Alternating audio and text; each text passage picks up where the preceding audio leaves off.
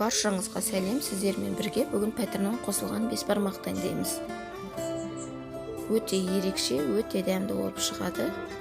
Достар, дайындап көріңіздер. Етімізді жуып осылай қазанға саламыз.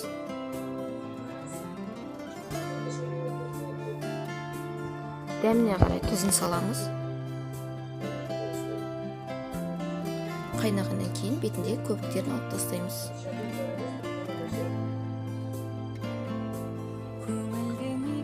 Етіміз пісіп қалған кезде картоплымызды саламыз. Енді пәтернанымызды дайындаймыз. Бізге керекті 1 стакан айран қосамыз, 1 стакан жылы су қосамыз, 1 жарты шай қасық тұз қосамыз. Осыны араластырып,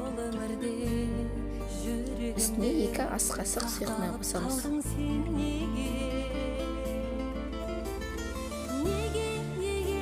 Үстіне ұнымызды құйып, қамыр егеміз. Қамырымыз дайын, қамырымызды 15 минутқа қойып қоямыз.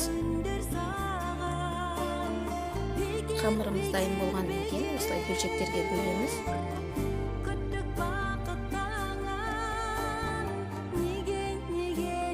Бөлшектерге бөліп, қамырымызды жаямыз.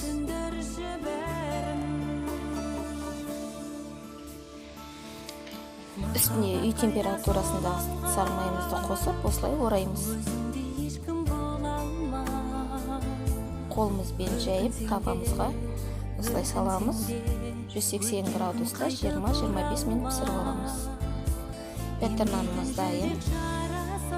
Өте жұмсақ, әдемі болып, дәмді болып шығады. Пәтернанымыздың барлығын осылай ортасына ашып тураймыз. Үстіне ыстық сорпамызды құямыз.